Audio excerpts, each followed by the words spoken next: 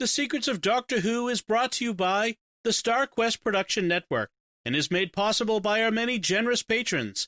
If you'd like to support the podcast, please visit sqpn.com/give.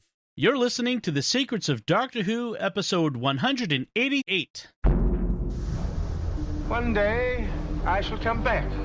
That's it. I've been renewed. Is when a Time Lord's body wears out, he regenerates. I'm a Time Lord. I'm not a human being. I walk in eternity. Braveheart. Change, my dear, and it seems on a moment too soon. Unlimited rice pudding. Physician healers. Wearing a bit thin. Fantastic. I am Scottish. I can complain about things. Ta-da! Ooh. Should be fine. Hi, I'm Dom Bettinelli, and you're listening to The Secrets of Doctor Who, where we discuss everything about the hit BBC series, Doctor Who.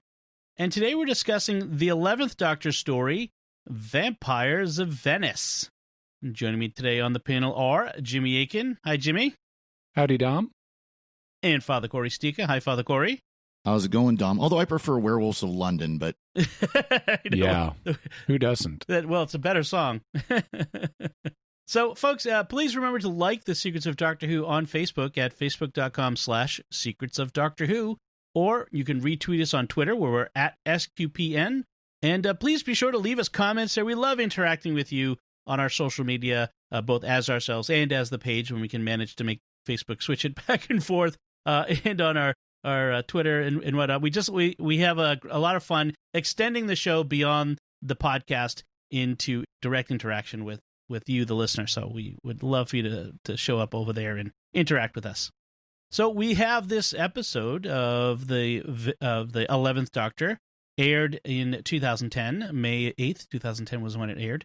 And it features the Doctor, Amy, and Rory on a trip. And it's the 6th episode of this first season of the 11th Doctor. So we saw Rory in the beginning, the first two-parter, and he's back now in the 6th episode. The first one-parter. You're right, it is. It's the first one. So far, well, there had to have been, if this is the 6th episode, something was a one-parter, wasn't it? The Beast Below was a one-parter. Yeah, well, but so was the 11th Hour, the Doctor's introductory episode where we meet Rory. Right. That's true. It was like 3 continuous stories that went one right to the next. Yeah, you're right. This one is a bit of a interruption. I do want to, before we get started, talk about the episode itself. This one is written by Toby Whithouse, who has written a number of episodes of New Who, School Reunion, The God Complex, A Town Called Mercy, the two-parter Under the Lake Before the Flood. That's a 12th Doctor, as well as The Lie of the Land, which isn't that the 12th Doctor one, or is that a 13th? Yes, that's 12th Doctor. It's part of the Space Monks trilogy. Oh, right.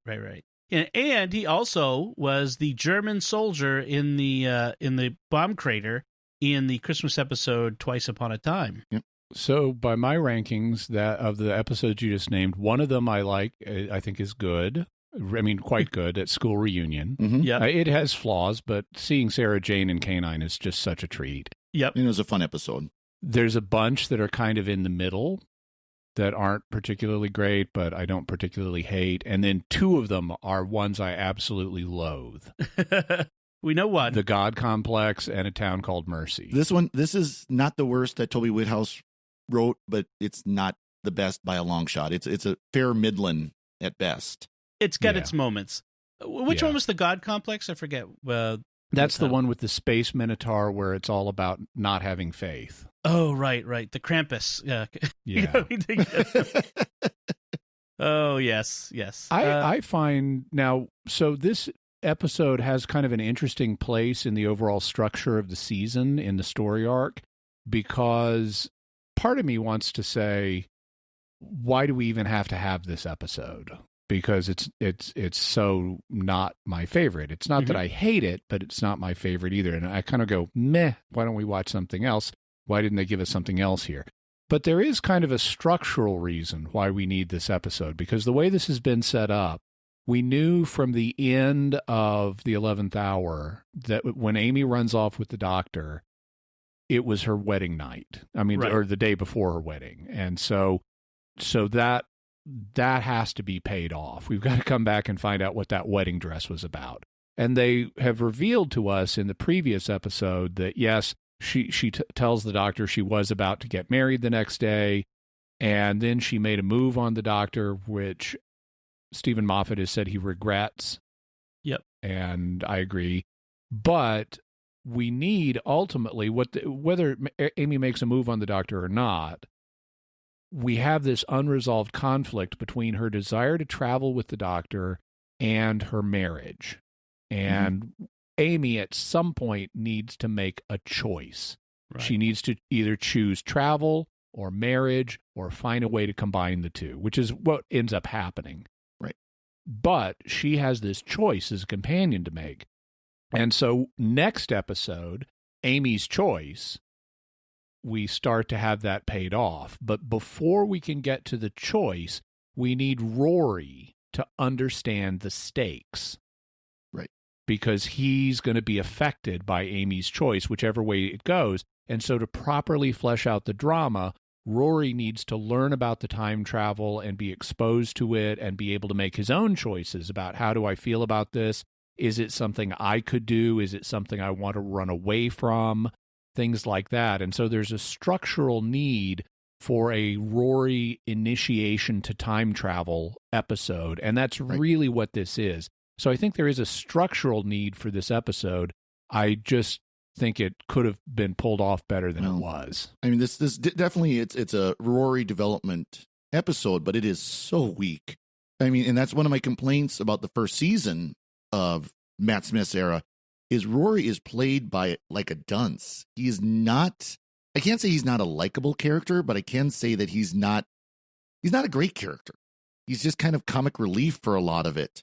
Until the one where, well, let's just say where one where of the times he gets killed. Yeah, when he dies, quote unquote.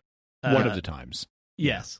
But it's frustrating because, of course, going on into further seasons, he becomes a strong character and he becomes a great character. Yeah, he becomes to me, he becomes the main focus character. Amy has like gone off and become a second junior doctor, and Rory is the everyman companion that becomes the camera through which we view the doctor's world. Exactly. He is the Sam Gamgee becomes of the TARDIS, and for a lot of people, he is their favorite companion of New Who, which I'm potentially in that camp. I think Donna is still for me, but of the 11th Doctor era, Rory is my favorite companion. I like him better than Amy. I like him better than Clara. Yeah, I definitely agree. He's such a with hero, Jimmy on that. Yeah. So the story here, this one starts with Venice, 1580.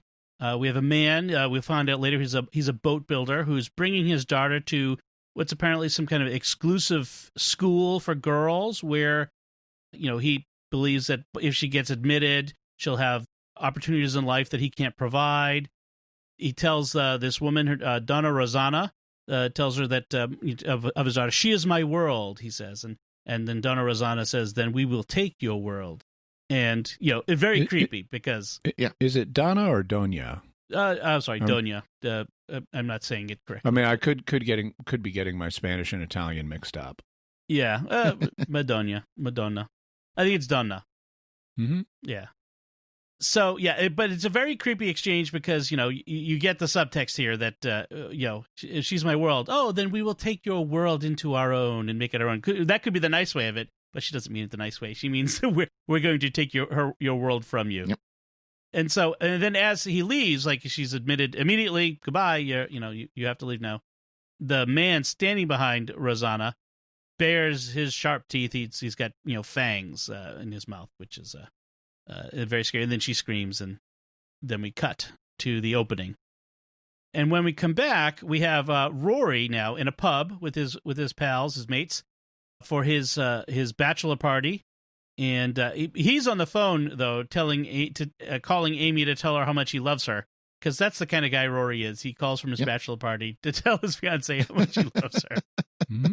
And then the big cake rolls in, the cliche big cake, which I don't think anybody ever has anymore. But anyway, we did not have one at my bachelor party. No. Oh, I had a very nice bachelor party. I did too. We watched old Warner Brothers cartoons. Oh, fun. We went. Yes. Yeah. So he comes in. So the big cake comes in, and the kind where a girl is supposed to pop out and dance with him, but instead it's the doctor, which was kind of funny. It was because he's good. Matt Smith looks so goofy that he just kind of, and he's so gangly, he just kind of pops out like a Jack in the Box, and he's just kind of there and looking around. He alludes to hoping he's not in the wrong cake again. I love the image that leaves you with, where did he pop out of before? And then he also says the girl who's supposed to be in there is outside, but someone should bring her in to warm her up because she's not dressed properly for the weather or something, So yeah. and then your fiance tried to kiss me. Yes. Yeah, in front of everybody. In front of everybody. But then he says, but she's a great kisser, which is like he's trying to make it reassuring, and it's very awkward, very awkward. And it's interesting. So we have Matt Smith here being socially awkward, this is not new for the 13th Doctor being socially awkward. Matt Smith was quite socially awkward.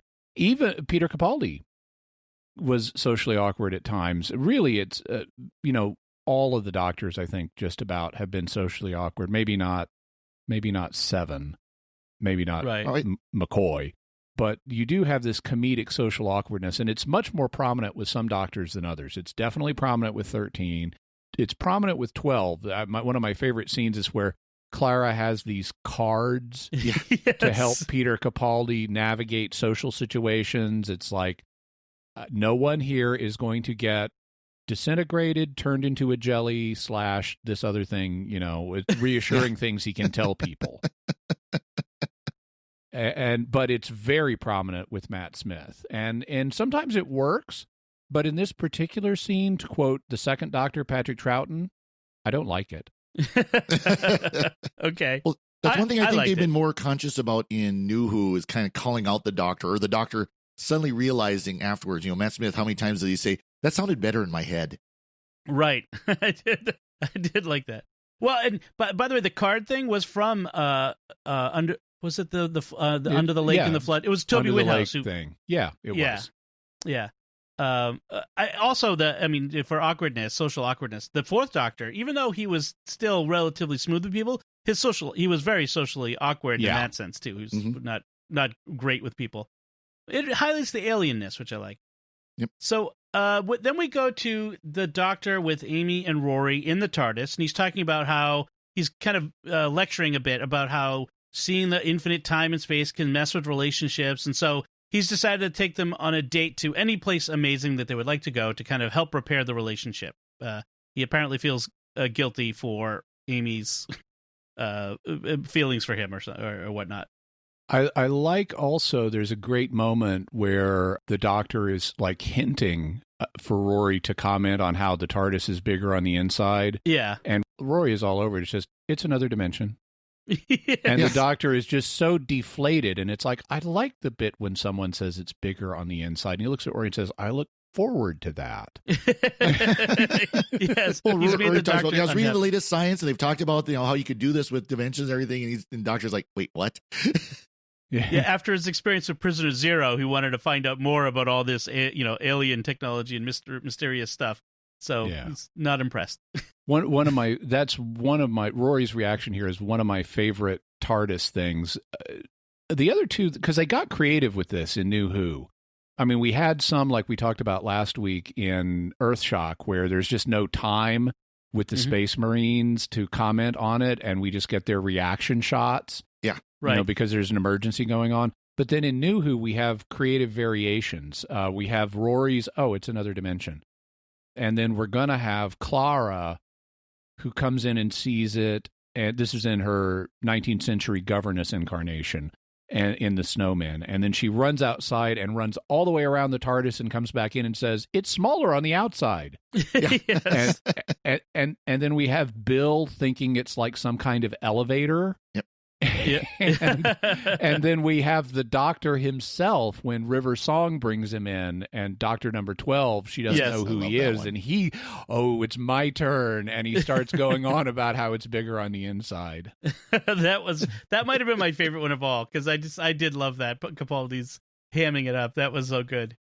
So after they decide on what they're going to do, the doctor says, how about someplace romantic? So they land in Venice in 1580. So by coincidence, it's at the height of Venice's power in the Renaissance. Like, this is Venice at its peak, really. This time period they're living. In reality, by the way, a lot of this was filmed in Croatia.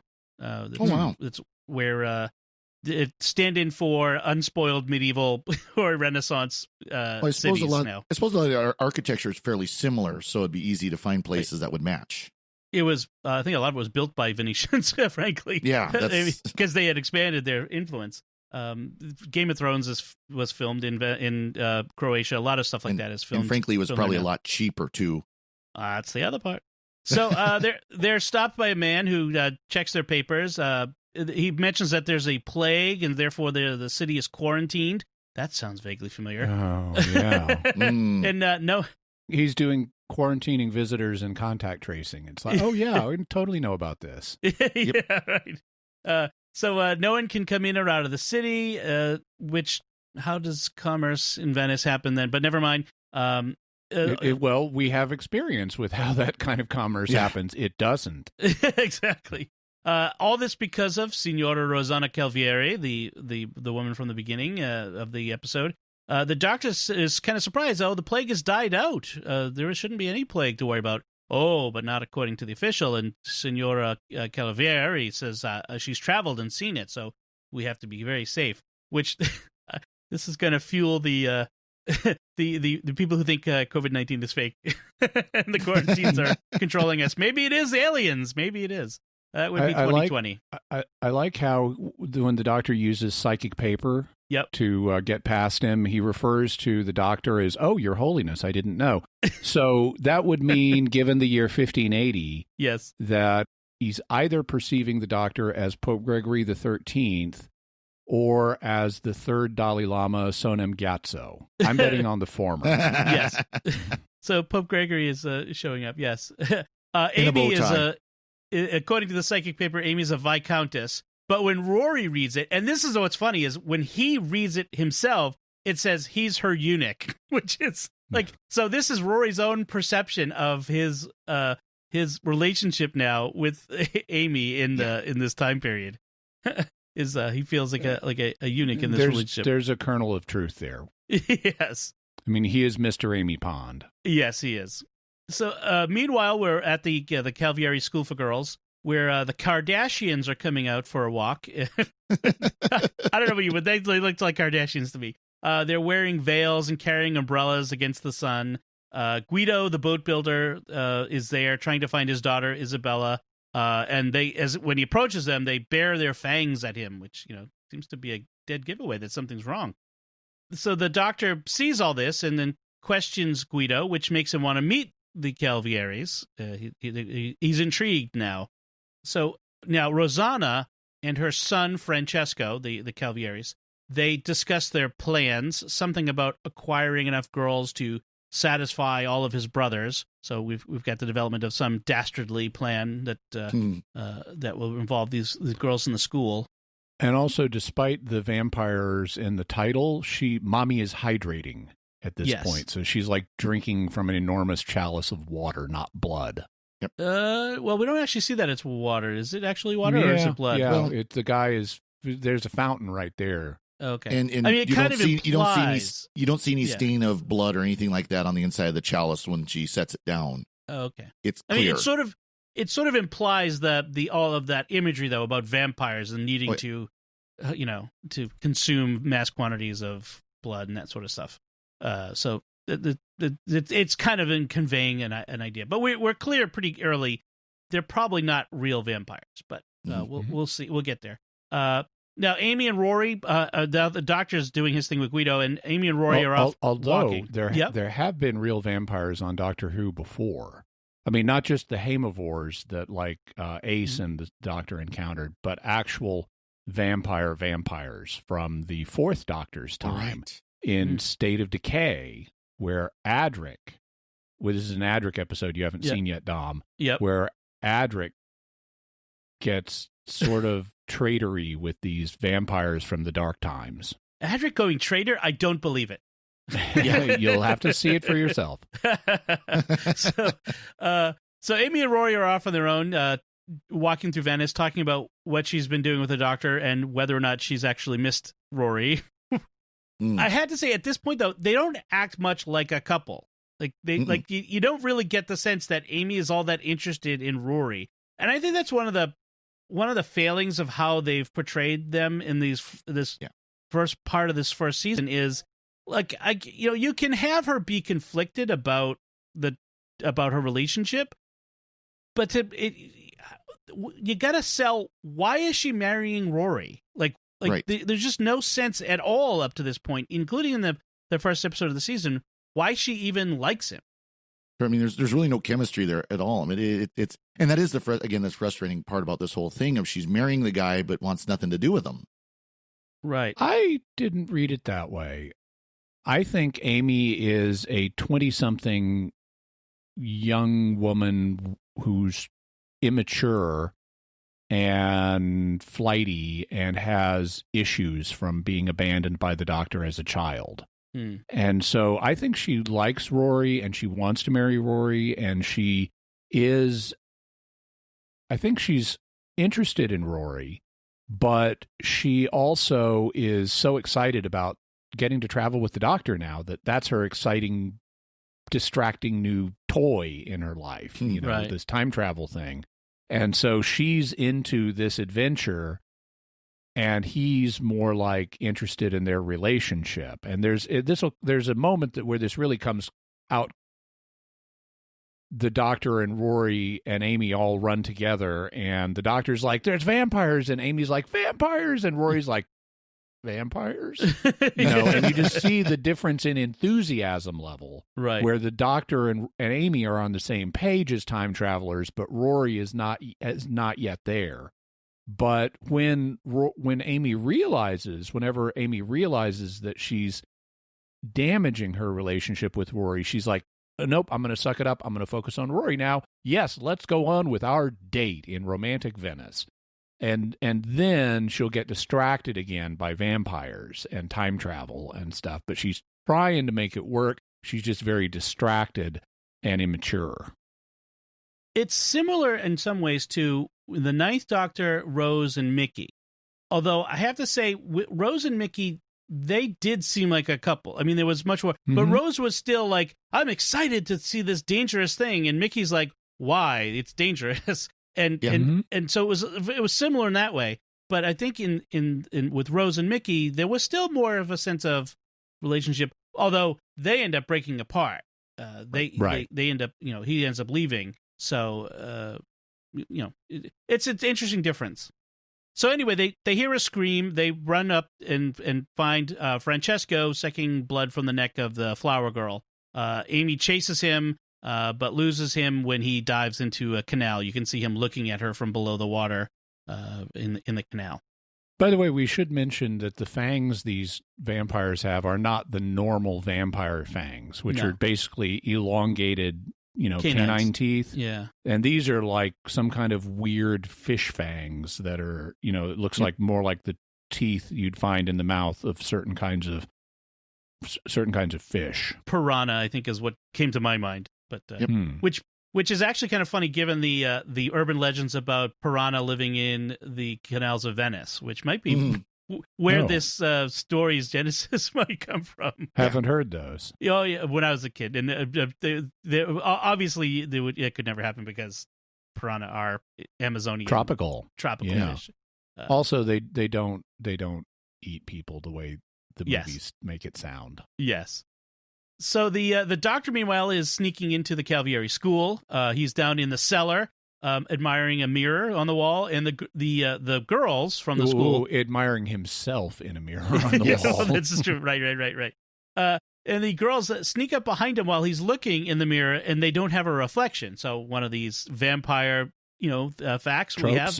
vampires do not have reflections in mirrors. And it's kind of funny, his reaction.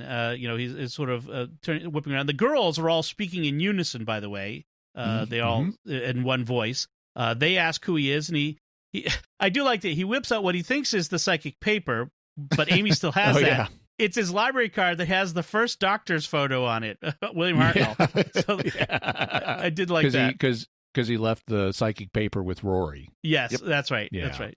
Interestingly, so he's all excited about, pale, creepy girls who don't like sunlight and can't be seen in mirrors. This is awesome. Right.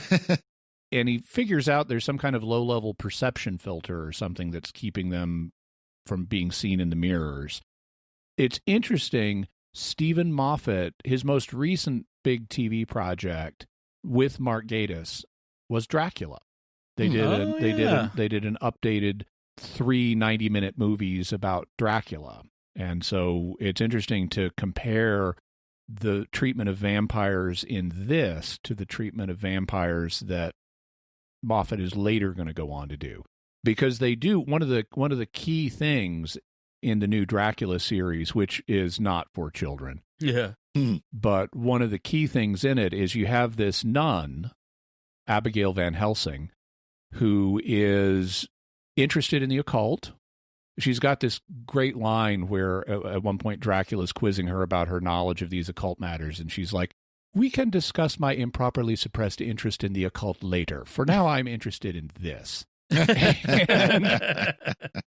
But she recognizes all these vampire tropes. It's like, and how they don't make sense. Can't come in unless you're invited. Can't go out in the sun. Can't, look at yourself in a mirror. Various other things, it can't cross a trail of rice or things like that. What connects all of these things? And that's one of the driving things in that is somehow if you can find the key to what explains all the weird vampire things, that will be the key to defeating Dracula, because they've got to have something in common. Right. Interesting. And in that case, it's not he's a fish person from another planet. Yes. Well, here the doctor, after having admired the girls and then them bearing their fangs at him, he knows it's time to go. But first, he says, "Tell me the whole plan." Of course, they don't, and he says, "Someday that'll work." I do like that. And he does seem inordinately excited and delighted about discovering vampires, and as you said, Amy is too. And Rory is not only weirded out by the vampires, but weirded out by the fact that they're excited that they're encountering vampires. So there's a particular kind of person who's a companion to the doctor that I guess we're finding. Mm-hmm. So they go to Guido's house to plan out how they're going to get back into the school. Amy worst plan ever. Right. Yeah. Well, yes. Amy wants to sneak in as the inside man. She wants to be admitted, try to get admitted as a student. After Isabella has forgotten her father, you want to go in there and how they're going to forget you on the doctor. I mean, do not assume this is not remotely safe enough. Well, and it's interesting that the doctor at one point mutters, it can't keep happening like this. This is how they go. What does he mean by that? You get a sense of what he means when he says that? I assume he's talking about companions getting themselves in danger. Right. Or plans going this way. Yeah. Or bad things happening to them, or companions becoming too doctorish, maybe. Kind of putting themselves into greater danger than they're capable of getting themselves out of.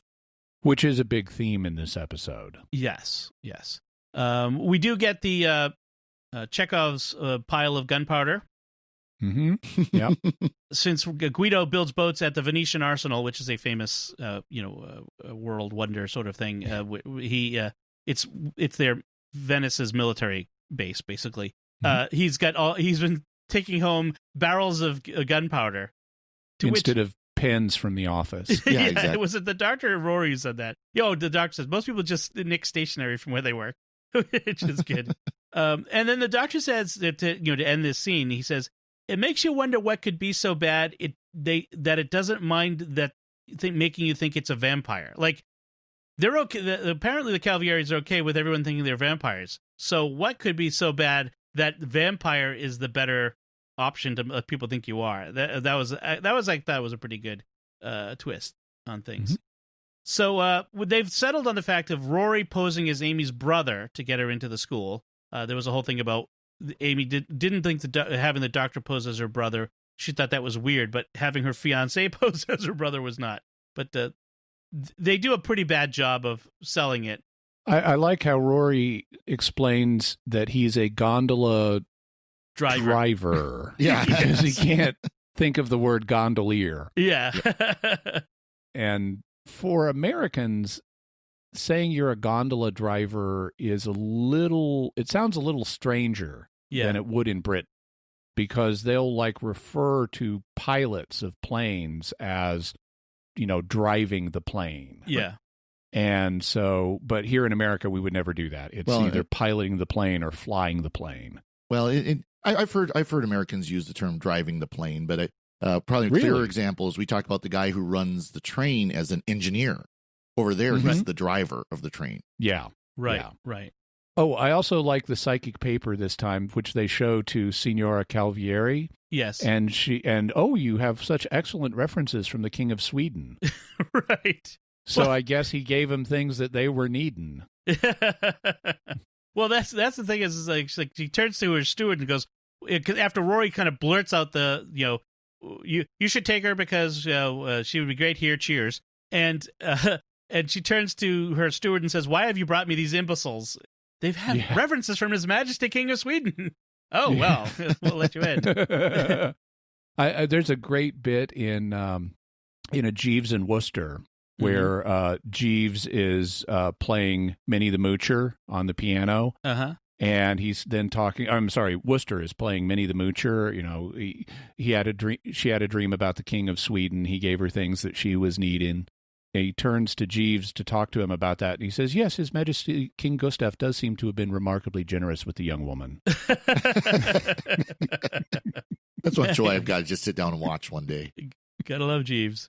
So Amy is taken into the inner part of the school and Rory is sent packing, and so she meets Isabella, who gets her alone, and so Isabella tells her that every night they take her to a room where they strap her to a chair, but she doesn't remember what happens after that. She just wakes up again in this room later, and so while Guido, the doctor, and Rory are gondoliering into the secret underground tunnel. The whole reason Amy's in there is she has to open a trap door that's locked that this tunnel leads to. So Amy is making her way to the cellars. Yeah, and there's also a nice wardrobe switch at this point because since Rory doesn't have gondolier clothes, he's borrowed them from Isabella's father, Guido. Yep. And so consequently, they've swapped clothes. So Guido is now wearing a T-shirt from Rory's bachelor party. Yeah. That has a heart on the front with a photograph of Amy and Rory in the heart. Right. And it doesn't quite fit him very well. So but they never say anything about it. I just like the implied wardrobe switch. Yes. So Amy makes her way to the cellars and opens the trap door, but is caught, and we're cut from there, and she's taken away. Meanwhile, the doctor and Rory, going down this secret tunnel lit by with their torch, are bickering about Amy kissing the doctor. I like the exchange where Rory says, "You kissed her back," and the doctor says, "No, on the mouth." It's like classic. The doctor not getting it. So Amy has been taken to Senora Rosanna, who tells Amy that psychic paper doesn't work on her. Which and thus she knows what psychic you waving paper your is. hand around like you're some kind of Jedi? Mind tricks don't work on me. Money tricks don't work on me. Only money. So your impression is better than mine. I've done it a lot. So Rory has it pulls out his small pen light once they come through the trapdoor to look around. The doctor pulls out this large ultraviolet light wand that he's got stuffed somehow in his jacket. I mean, it's like he's got the jacket of impossible containment +3 that he's wearing. And so he pulls out this, and he says something to the effect of vampires, ultraviolet light, portable sunlight. So Amy is now strapped into that chair that Isabella had described earlier and is questioned by Rosanna.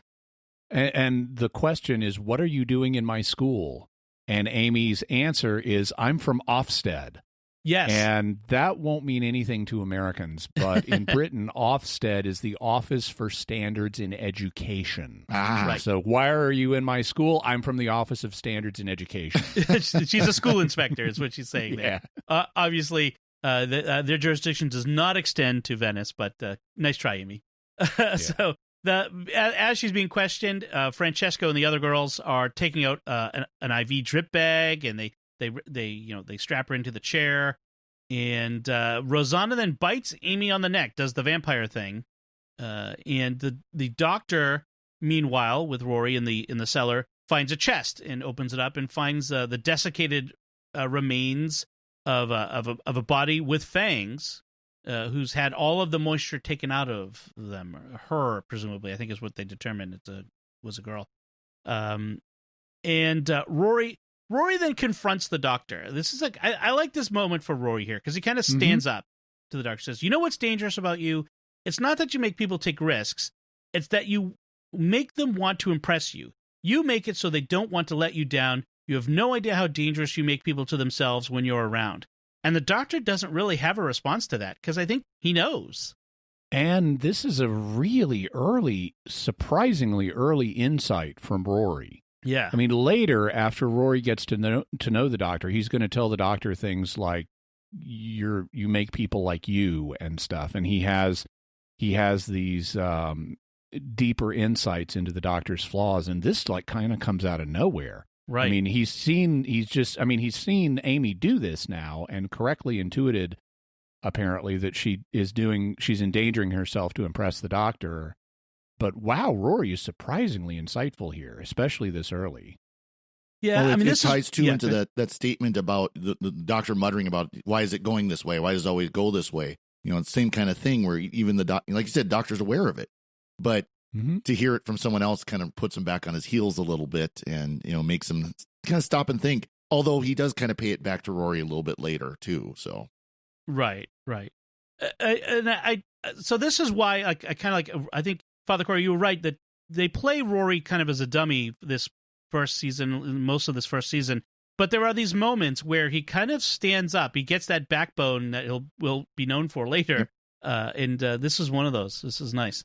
So Rosanna reveals to Amy that what her and Francesco are doing is they drink the girls until they're dry.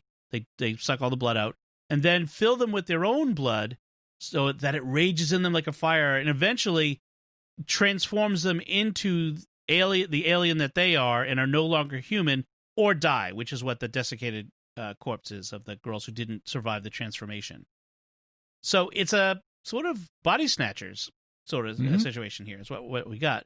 And she tells her that Francesco's 10,000 brothers await her in the canal waters, presumably to perpetuate the species.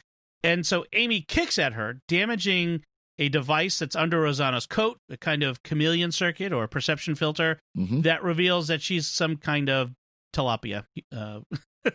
Fish wasp. Lobster thing, yeah. Yeah, because they do get like lobster, a lobster's fish tail. Wasp. Yeah. So the doctor and Rory show up. Isabella releases Amy. Together they run for the cellars and the tunnel. And Amy tells the doctor that, they're not vampires, they're aliens. The doctor says, that's good news. And Rory asks, what is wrong with you people? So, because he's still mystified. But they get out the tunnel door, but Isabella cringes away from the light and is hauled back inside. So she's been transformed enough that being in daylight is painful, and she gets hauled back inside. And when the doctor goes to the door to get her back, he's electrocuted. The door is electrified somehow. And this is kind of a dark turn for this episode, because Isabella does not survive here. No, they take her to execute her as a traitor, and they push her into the water, and it's like Jaws, except no blood. Right, yes, for Saturday afternoon children family time. She walks the plank, and the butler reads out aloud. He says, "And so, in memory of the children lost to the silence, the traitor is delivered to the arms of those she betrayed. So we have another mention of we have Prisoner Zero, that whole thing. We heard about the silence descending, and now we're hearing about the silence again, which is going to be one of the key elements here in the that will never be properly paid off. I know, you're right. they set it all up for a long time, and they don't quite close the loop on it. But she's being fed to Rosanna's children. They're eating her here. Male children. Her male children, her sons. When Rosanna returns to her throne room, the doctor is there. So the doctor, lounging in her throne, Isabella's been executed, and he's kind of clueless. I don't think they properly pay off the fact that the doctor failed Isabella. Like, the whole point of what he's been doing was to rescue this girl. Well, they do pay off an aspect of it, which I thought they did really nicely. So in this scene, the doctor is confronting Signora Calvieri in her throne room, and he identifies her as from the planet Saturnine. Yeah. Which means wolf-like, right. Not fish-like, but whatever. And they go through how the perception filter works. So like the first time you see somebody if you're seeing them in a mirror and you've never seen them before, your brain doesn't know what to fill it in with. Right. That's why the doctor didn't see them in a mirror. They also cover, well, why do we sometimes see your teeth? It's because that's when we're threatening you, and self-preservation overrides the perception filter, and you can see their fangs. Right. So there's some nice stuff there to explain these vampire tropes. But Signora also gives him information about why we're here. She says there were cracks in time. We saw the silence. We ran from the silence through one of these cracks. And she offers him, she learns he's the last of the Time Lord, offers him a partnership and of whatever kind he wants. And there is an implication of we could be husband and wife here. And the doctor asks her, in talking to her about Isabella, she doesn't remember who Isabella is at first. Right. And the doctor then announces, I will tear your house down stone by stone because you didn't know Isabella's name. Right. And so it's not just that Isabella's dead. It's that you didn't even know her name. That's how little you care about other people. And that's why I'm going to destroy you. And it's a lot like the moment in A Christmas Carol where Kazran Sardik refers to the woman in the ice chest as, oh, nobody important. And the doctor's like, oh, funny, 900 years of space and time. I've never met anyone who wasn't important. Right. Yeah, that's true. That's true. There is a bit of, I mean, you do see a little flash of his anger here at that, I guess. And her death leads to Guido's act in a minute, which is part of that too. So I guess that there is a payoff, I guess. I just didn't feel big enough for me, but she does say, by the way, at one point when she talks about running from the silence, she says, others are building a new society on Earth too, I think is what she says, that they're not the only ones who've showed up on Earth to rebuild themselves because of the silence. Was that what she said? There's the implication there? I missed it, yeah. I'm not sure on that one. So he says, so Earth is to become Saturnine Mark II, and she says, and you can help me. We can build a new society here as others have. What do you say? Well, certainly we've seen Doctor Who invasion attempts before. That was the Zygons. Their planet was destroyed, so, Okay. I guess that must be what we're referring to. So, in any case, after the Doctor leaves, the Calvieri, with his threat hanging there, he goes back to Guido's, and the Doctor figures out that the plan is to sink Venice and make it habitable for he called her Sister of the Water, so the Sisters of the Water, or there's the boys Saturninians. The Saturninians. The Saturninis. The Saturninis. The Saturninos. So the Doctor figures out the plan is to make it habitable for them, and that's when the converted fish from Space Girls show up and attack. They on the second floor. You have such noisy neighbors upstairs. There is no one upstairs. Yeah. That was a good line. They have to. There's a couple of neat visual things in this scene where the Doctor uses the sonic screwdriver as a dermal regenerator from Star Trek on Amy's neck where she got bit. Yep, that's true. And also, as he's trying to think, he doesn't want anybody talking. And he, first puts his hand over Amy's mouth. She's sitting on one side of the table from him. Yep. And then when Rory talks, he puts his other hand over Rory's mouth at the same time. And then when Guido, who's sitting next to Rory, talks, Rory puts his hand over Guido's mouth. Yes.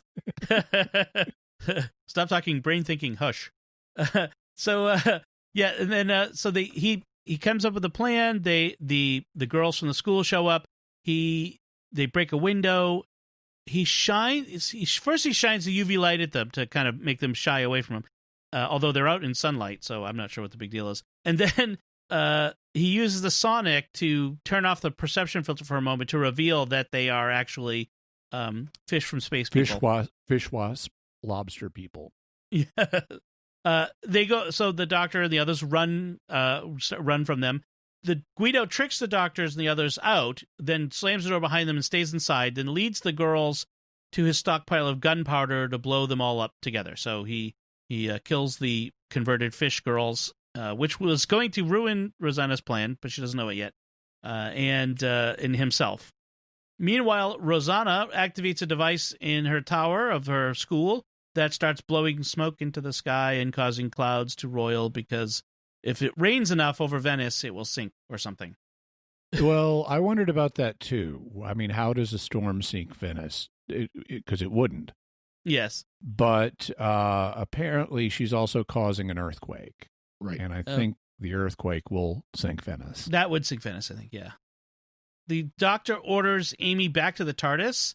When she balks, he gives her a very stern order, and Rory thanks him. So he's doing this to make her safe as sort of reparation to Rory and as a way to make it up to Rory a little bit for the things that Rory was upset about. I think it's also just that Amy is a very new companion and she's endangering herself, and the Doctor realizes this, and later Amy will be a second Doctor, can take care of herself, but this is not yet that Amy. Right. So Francesco, meanwhile, has gone after Amy and Rory while the Doctor is going to confront Rosanna. He tells Rosanna that the girls are dead, and she leaves in despair, leaving him to have to save the city by doing something with her throne, which is actually an alien device. Francesco stalks Amy while Rory he's going after Amy. He's almost mesmerizing her, while Rory is trying to distract him with a broom that he grabs. First, though, he does the Christopher Lee 2 candlesticks to make a cross. Yes, that's right. And it doesn't work. Doesn't work because Peter really Cushing does that in the Hammer version of Dracula. Right. In the most awesome Dracula takedown scene ever is in that movie with Peter Cushing and Christopher Lee by Hammer. Nice. I have to see that one because Peter Cushing and Christopher Lee in the same movie.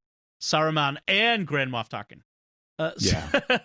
So Grand Moff Tarkin totally wins, and it is awesome how it happens. Nice. So nothing Rory does distracts Francesco until he insults Rosanna. What did you say about my mother? So he turns on him and never insult an Italian's mother. Never, even an alien pretending to be an Italian. So there's this funny scene where Rory's got a broom and Francesco has a sword, and they're going back and forth. And he gets the drop on Rory. Rory's on his back, and he reveals himself in his alien fish lobster form, jumps on him, and this is when Amy reflects the sunlight using a pocket mirror onto him, which blows him up. I know. Really? All you have to do is use a compact. Yes. Yeah. That you use to powder your nose, reflect a ray of sunlight on him in a situation where it's already daylight. Yep. And he blows up. Yep. Who knew it was so easy?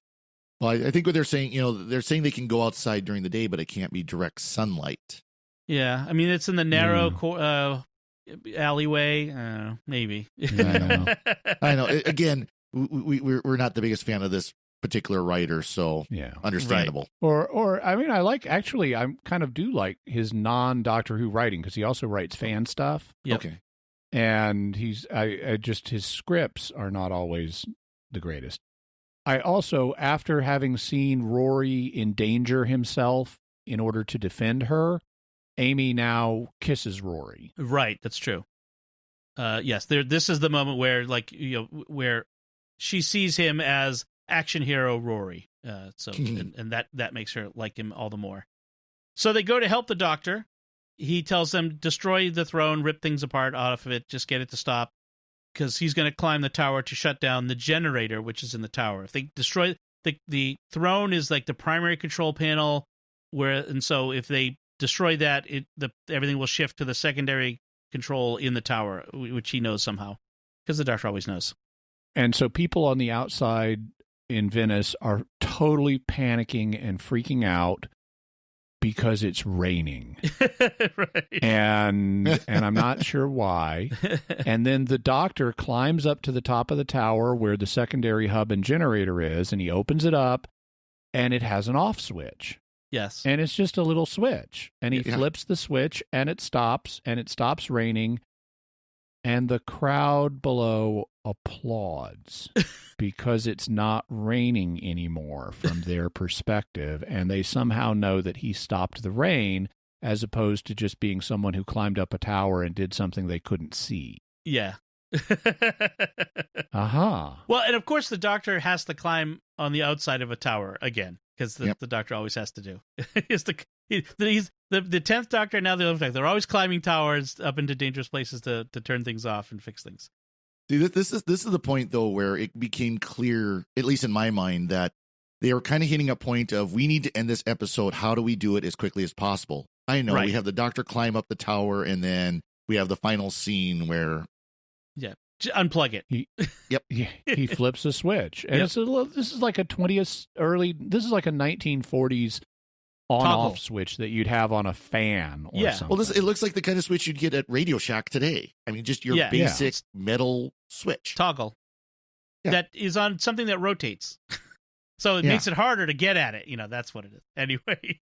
So Rosanna, meanwhile, is the last one standing, and she can't turn off the perception filter because Amy damaged it. So she discards the filter, but she's still disguised. She throws the filter, but it doesn't but she still looks like Rosanna, not the fish alien. Does not make sense. This was the weakest part of the entire episode. Disrobes clothes that she's not actually wearing, right? Mm-hmm. And then jumps into the canal to be eaten by her children because they only see the perception filter her and think she's human. Well, and this like I said, this is where it's clear we needed to end the episode, and they had to have the guilt trip, of course. Can your conscience handle another genocide? Right. Yeah, and the reason she's killing herself is because the Doctor, Guido actually blew up all of her converted daughters, and so now the sons don't have anybody to make fish babies with. And so she can't make more? Yeah. Right. Yeah. So that's the end of her race, apparently. The Doctor's ruined everything. What happens with the sons? I mean, because they're still going to be down there eating people unless you take care of that problem too, unless you say, you kill the queen vampire and all of the others die, which is a ridiculous, horrible cliche. Yeah. That's a mark of bad writing. This is the origin of the piranhas in the canals of Venice. Yeah, there you go. Legend. And they will eventually die out. So we end things with Amy and the Doctor and Rory in the marketplace, and Amy asks Rory to keep traveling with them. As they go into the TARDIS, the busy marketplace suddenly goes silent, and we hear Rosanna in voiceover now talking again about the cracks and the silence and the end of things. And so I'm not quite sure why the marketplace goes silent and everybody disappears. Is this the silence? This is the silence. This is the one they've talked about. Yep. Okay. So this is the silence spreading through space and time, and it's reached Venice in 1580, I guess. I thought it was less specific than that. The Doctor interestingly, Amy invites Rory to become a companion. Yeah. Mm-hmm. And the Doctor's okay with that. But then as they're going into the TARDIS, the Doctor stops Rory and says, "What do you hear?" And Rory says, "I don't hear anything." And that's when we have this silence, but I thought it was just more ominous alluding for the future. Okay. Without really meaning anything concrete for now. Okay. Because the marketplace goes like flip a switch. It goes from busy, crowded, lots of noise in the background to quiet. And then Rory specifically says, all I can hear is silence, which is that illusion. Mm-hmm. And that's it. And then we end, and we get next week's preview for next week's episode, which is the Amy's Choice. Amy's Choice. Yay. This one is awesome. I love this one coming up. And the Dream Time Lord. The Dream Lord, yeah. The Dream Lord, yes. That's going to be an interesting discussion for us, but that's for next time. This was kind of fun to go back through some of these episodes. I haven't watched a lot of these episodes since they first aired, so it's fun. I don't remember that particular one, so I'm looking forward to it. Yeah, yes. So, Father Cory, any final comments on this episode? Nothing here. Jimmy? Nope, I'm good. All right, so let's wrap things up by taking a moment to thank our patrons who make it possible for us to create the Secrets of Doctor Who, including Ann G., Allison K., Thaddeus P., Jennifer B., and the Stander family. Their generous donations at sqpn.com/give make it possible for us to continue the Secrets of Doctor Who and all the shows at StarQuest. You can join them by visiting sqpn.com/give. We'd also like to thank Victor Lambs, who edits the show for us every week. So that's it from us. What did you think of The Vampires of Venice? You can let us know by commenting on the show at sqpn.com or the Secrets of Doctor Who Facebook page, or by sending an email to drwho@sqpn.com. We'll be back next time when we'll be discussing the 7th Doctor story, The Happiness Patrol. Until then, Father Cory Sticha, thank you for joining me and sharing the Secrets of Doctor Who. Thank you, Dom.